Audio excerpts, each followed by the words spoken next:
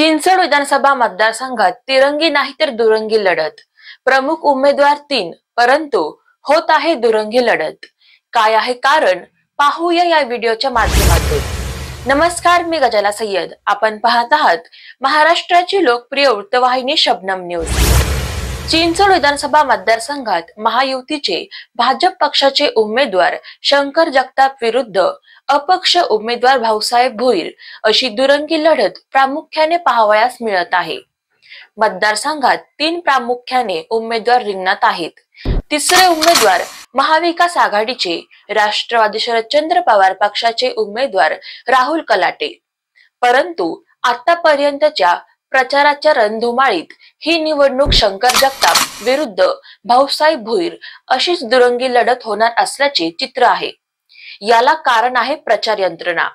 ज्या उमेदवाराची प्रचार यंत्रणा प्रभावी तो उमेदवार प्रामुख्याने निवडणूक रिंगणात तुल्यबळ मानला जातो। चिंचवड विधानसभा मतदारसंघात भाजपचे शंकर जगताप यांचा प्रचार सध्या जोरावर आहे, परंतु त्यांच्या विरोधात अपक्ष निवडणूक लढवित असलेले भाऊसाहेब भोईर यांनीही आपल्या प्रचारात मोठी आघाडी घेतली आहे।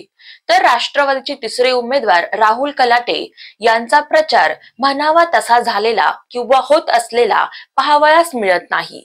एकीकडे महायुती सारखे तगडे आव्हान असताना भाऊसाहेब भोईर यांनी मागील 4 महिन्यांपासून आपल्या प्रचार यंत्रणेची प्रभावीपणे अंमलबजावणी केली आहे।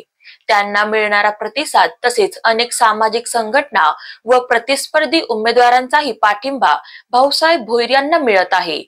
या उलट महाविकास आघाडीचे राहुल कलाटे यांचा प्रचार प्रभावी ठरताना दिसत नाही। शरद पवार यांची एक सभा सोडली तर राहुल कलाटे यांचा असा कोणताही प्रचार मतदारांवर प्रभाव टाकेल असा झालेला नाही। महाविकास आघाडीतील नाराज असलेल्या पदाधिकाऱ्यांना एकत्र आणण्यातच राहुल कलाटेंचा वेळ जात असल्याचे दिसत आहे। राहुल कलाटे हे मूळचे शिवसेनेचे। त्यांनी मागील 3 वेळा विधानसभा निवडणूक लढवली व तिन्ही वेळा ते निवडणूक हरले। आता चौथ्यांदा फक्त विधानसभा निवडणूक लढविण्यासाठीच त्यांनी राष्ट्रवादीमध्ये प्रवेश केला। त्यामुळे अनेक महाविकास आघाडीतील पदाधिकारी नाराज असल्याचे चित्र आहे। त्यांचा जो काही प्रचार सुरू आहे त्या प्रचारात महाविकास आघाडीतील प्रमुख नेते मंडळी दिसत नाहीये। त्यामुळे आता निवडणुकीत राहुल कलाटे हे बॅकफुटला गेले असल्याचे पाहावयास मिळत आहे। तर दुसरीकडे भाऊसाहेब भोईर यांना तळागाळातील मतदारांचा पाठिंबा मिळत असल्याचे पाहावयास मिळत आहे। दिवसेंदिवस विविध पक्ष व संघटना संस्थेचा मिळणारा पाठिंबा यामुळे भाऊसाहेब भोईर यांची ताकद वाढत आहे। भाऊसाहेब भोईर यांनी यापूर्वी 2009 साली विधानसभा निवडणूक लढवली होती। त्यानंतर आता ते 2024च्या निवडणुकीत अपक्ष निवडणूक लढवित आहेत। मागील 15 वर्षात त्यांचा मतदारसंघाचा अभ्यास त्यांना या निवडणुकीत फायद्याचा ठरत असल्याचे दिसत आहे। तसेच भाऊसाहेब भोईर हे अनुभवी राजकारणी व समाजकारणी असल्याने त्यांना जाणणारा वर्ग शहरात मोठ्या प्रमाणात आहे। त्यांच्या कार्यपद्धतीवर विश्वास ठेवणारा वर्ग मोठ्या प्रमाणात आहे। तसेच चिंचवड विधानसभा मतदारसंघातील तळागाळातील मतदार हा भाऊसाहेब भोईर यांना मानणारा आहे। अखिल भारतीय नाट्य परिषदेच्या माध्यमातून अनेक सांस्कृतिक कार्यक्रम तसेच 100वे नाट्य संमेलन व विविध सामाजिक कामातून भाऊसाहेब भोईर हे यापूर्वीच मतदारसंघातील घराघरापर्यंत पोहोचले आहेत। तसेच आता त्यांचा प्रचार जो सुरू आहे तो प्रचारही प्रभावीपणे होत आहे। मोठमोठे प्रचार रॅली पदयात्रा न काढता वैयक्तिक भेटीगाठीवर भाऊसाहेब भोईर यांनी भर दिल्याने मतदारांशी त्यांची भावनिक नाळ जुळत आहे। शहरात झालेला प्रचंड भ्रष्टाचार, मतदारसंघाचा म्हणावा तसा न झालेला विकास, सुरळीत पाणी पुरवठा नाही, मोठी वाहतूक कोंडी या सर्व गोष्टी महायुतीच्या उमेदवाराच्या विरोधात भाऊसाहेब भोईर यांचे पारडे जड करत आहे।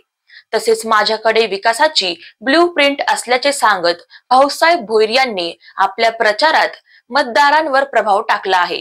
या उलट राहुल कलाटे यांचा प्रचार म्हणावा तसा होत नसल्याने चिंचवड विधानसभा मतदारसंघात महायुतीचे उमेदवार शंकर जगताप विरुद्ध अपक्ष नेते भाऊसाहेब भोईर अशीच दुरंगी लढत सध्या तरी पाहावयास मिळत आहे। येणाऱ्या 20 तारखेला मतदार हा कोणाच्या बाजूने कौल देतो हे आपल्याला 23 तारखेच्या निकालानंतर कळेलच। परंतु आज तरी महायुतीच्या उमेदवाराच्या विरोधात भाऊसाहेब भोईर हेच बलाढ्य उमेदवार दिसत आहे। बातमीच्या शेवटी एक महत्त्वाची आठवण, आपण जर आमच्या चॅनलवर नवीन असाल तर आमचे चॅनल लाईक करा, सबस्क्राईब करा आणि अपडेट रहा कधीही कोठेही। आपल्या शहराची बातमी मिळवा आता शबनम न्यूजच्या ॲपवर। शबनम न्यूज मीडिया ग्रुप वतीने आपल्यासाठी शबनम न्यूज ॲप तयार करण्यात आले आहे। गुगल प्ले स्टोअरद्वारे आपण सदर ॲप डाउनलोड करू शकता व शबनम न्यूजवरील बातमी क्षणात मिळवू शकता। मग वाट कसली पाहताय? गुगल प्ले स्टोअर ॲप आजच डाउनलोड करा।